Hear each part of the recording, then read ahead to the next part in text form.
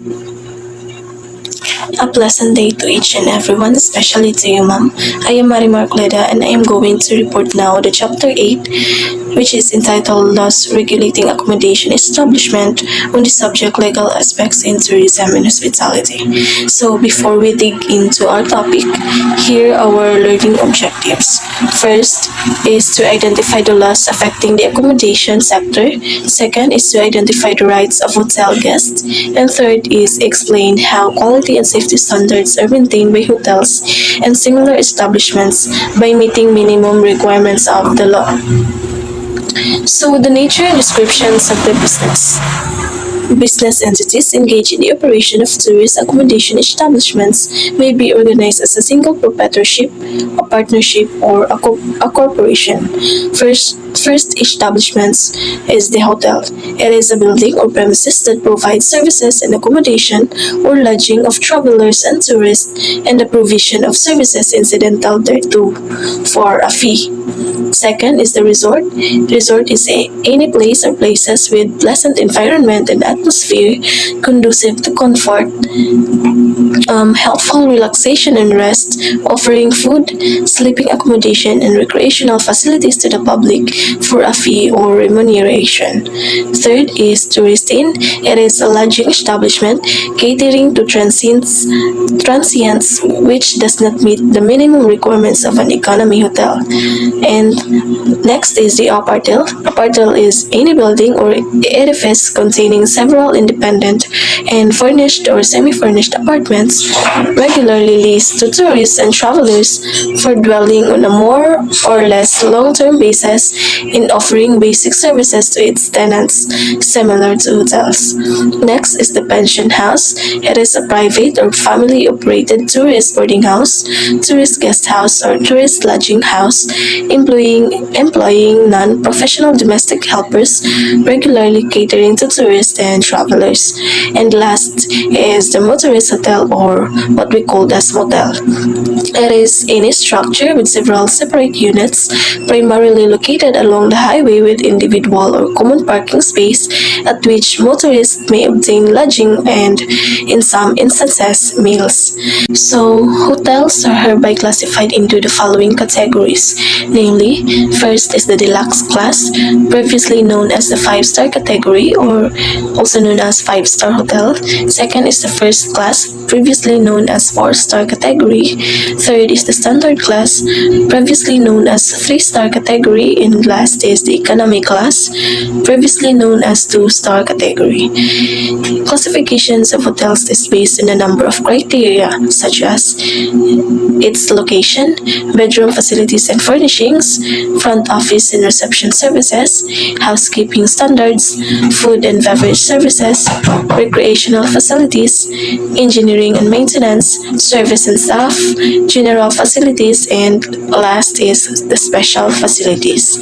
So classification of resorts is based on its location and environment, parking, facilities and room accommodation, public washrooms, sports and recreational facilities, conference or convention facilities, employee facilities, lounge and reception counter, and last is lightings, furnishings, or ventilation. So moving on, we have the rules on the operation and management of resorts. First is sanitation measures shall be adopted in accordance with the standards prescribed under Presidential Decree 856 on the Code on Sanitation of the Philippines. Next, all resorts shall provide the services of a sufficient number of well-trained lifeguards duly accredited by either the Philippine National Red Cross, the Water Life Saving Association of the Philippines, or any recognized organization training or promoting safety objectives and adequate security whenever there are guests. Next, all resorts shall provide the services of a physician either on call or on full-time basis depending on their volume of operation and accessibility to hospital or medical centers. So the grounds for cancellation of accreditation. Any of the following acts, omissions, or offences shall constitute sufficient grounds for the cancellation of accreditation. First is making any false declaration or statement, or making use of any such declaration or statement of any document containing the same, or committing fraud or any act of misrepresentation for the purpose of obtaining the issuance of accreditation. Next, failure to comply with or contravene any of the conditions set forth in the certificate of accreditation. Then, we have failure to meet the standards and requirements for the operation of the establishments. Next, allowing or permitting the establishment of its facilities to be used for illegal, immoral, or illicit activities. And last is the violation of non-compliance with any of the provisions of the rules, promulgated orders, decisions, and circulars issued by the department and other concerned agencies. So, moving forward, we have here the responsibilities of accommodation establishments. So, accommodation establishments must exercise due diligence not only in the selection of its employees but also in serving the needs of its customers. Failure to do so warrants the conclusion that the management had been remiss in complying with the obligations imposed upon hotel keepers under the law. Under the Article 1170 of the new Civil Code, those who in the performance of their obligations are guilty of negligence and are liable for damages.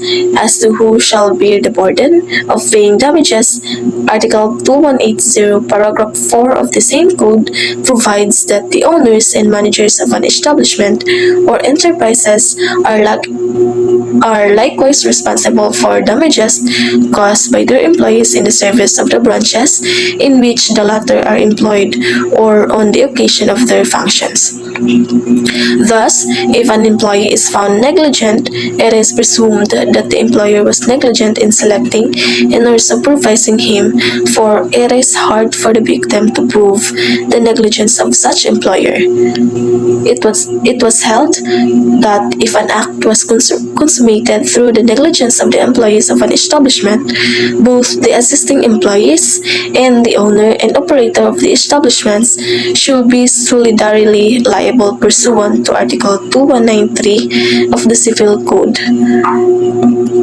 The responsibility of the two or more persons who are liable for a quasi-delict is solidary.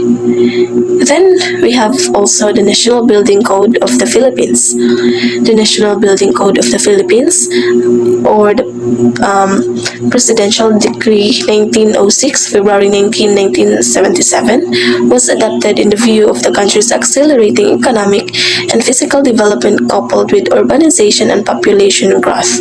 The National Building Code of the Philippines contains up-to-date and modern technical knowledge on building, designs, construction, use, occupancy, and maintenance. Next is the law on general building permits according to section 104. So, stated there that all buildings or structures as well as accessory facilities thereto shall conform in all respects to the principles of safe construction. Buildings or structures intended to be used for the manufacture and or production of any kind of article or product shall observe environmental safeguards. And third, buildings or structures and all parts thereto as well as all facilities found therein shall be maintained in safe, sanitary, and good working condition. So, the following rules, laws, and regulations are vital in enforcing the National Building Code of the Philippines. First is the Code on Sanitation of the Philippines, or the Presidential Decree 856. The law provides that no establishments shall be operated and opened for public patronage without a sanitary permit issued by the Secretary of Health or his duly authorized representative. Second is the Ecological Solid Waste Management Act of 2000, also known as Republic Act 9003. The law provides for the minimum standards for solid waste management as well as penalties for violation thereto. Third is the Fire Code of the Philippines, or also known as the Presidential Decree 1185. The law requires owners, administrators, or occupants of buildings, structures, and their premises or facilities, and other responsible persons to comply with the following as may be appropriate.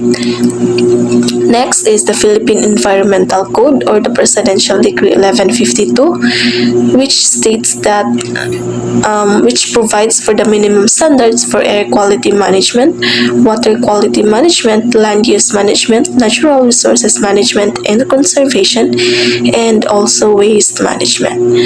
The fifth one is the Environmental Impact System, also known as Presidential Decree 1586, and its implementing rules and regulations, Administrative Order 2003-30 by the Department of Environment and Natural Resources.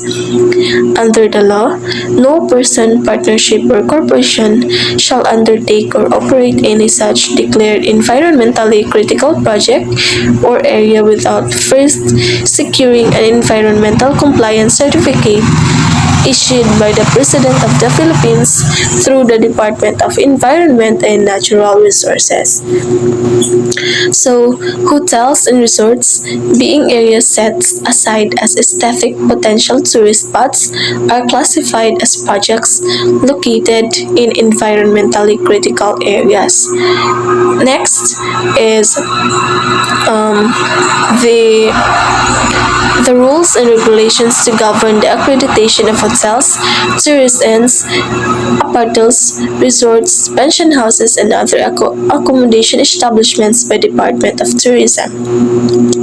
This involves the minimum requirements for the operation, establishments, and maintenance of accommodation establishments in order to be accredited by the Department of Tourism. Accreditation by the Department of Tourism, although not mandatory in nature, increases the marketability of tourism establishments. And last is the law to enhance mobility of disabled persons and its implementing rules and regulations. So under the law, no license or permit for the construction, repair, or renovation of public and private buildings for public use shall be granted or issued unless the owner or operator thereto shall install and incorporate in such building or establishment such architectural facilities or structural features as shall reasonably as enhance the mobility of disabled persons such as sidewalks, ramps, railing, and the like. In case of the parking place of such buildings or establishments, the owner or operator shall reserve sufficient and suitable space for the use of the disabled persons. And here we have the law on the building permits according to section 301 and the application for permits according to section 302. So the above provision provides for the basic requirements of a building permit to be issued. The law explicitly provides that no person, firm, or association shall construct or erect any building or structure without first securing a building permit to be issued by the building official assigned in the place where the building or structure is located. In processing an application for a building permit, the building official shall see to it that the applicant satisfies and conforms with the approved standard requirements promulgated by the National Building Code of the Philippines. It must be emphasized that no building or structure shall be used or occupied until the building official has issued a certificate of occupancy occupancy. Next is the law on general requirements for sanitation. This law pertains to the potable water requirement for a building used for human habitation shall be supplied from existing municipal or city water works system. In case of drinking water from underground sources, it must conform to the criteria set in the latest approved national standards for drinking water. Such design, construction, and operation of deep wells for the abstraction of groundwater shall be subject to the provisions of the Water Code of the Philippines. The water piping installations inside buildings and premises must conform to the provisions of the National Plumbing Code of the Philippines. Moving on, we have the general designs and construction requirements subject to the provisions of Articles 684 and 686 of the Civil Code of the Philippines on lateral and subjacent support. The design and quality of materials used structurally in excavation, footings, and in foundations shall conform to accepted engineering practice. So in terms of security and safety, we have the DOT Memorandum Circular number 2006 to 2009, series of 2006, constitutes the adoption of safety and security measures in hotels, resorts, and other similar accommodation establishments. So these are the following which constitutes guidelines on safety and security measures. First, guests, visitors, and joiners shall be registered. Next, efficient recording of information on vehicles. And to the marine tourists or guests to and from the hotel shall be provided. Next, efficient ID system for all personnel shall be established. And next, proper selection of manpower and security personnel shall be conducted.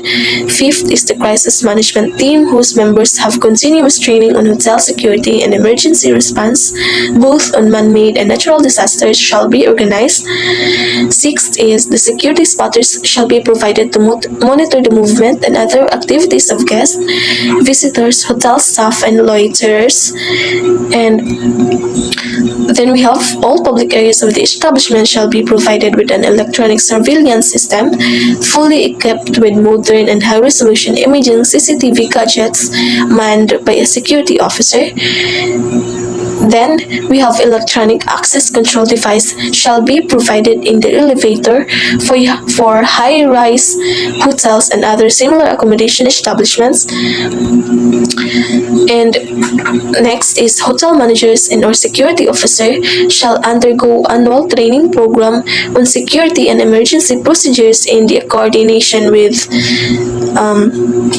the Association of Hotel Security Officers of the Philippines, Incorporated, or any concerned government agency. And last is linkages with local PNP commands, hospitals, and other concerned agencies shall be institutionalized to respond to emergency situations. So that's all for the chapter 8. I hope you have learned something and thank you for listening.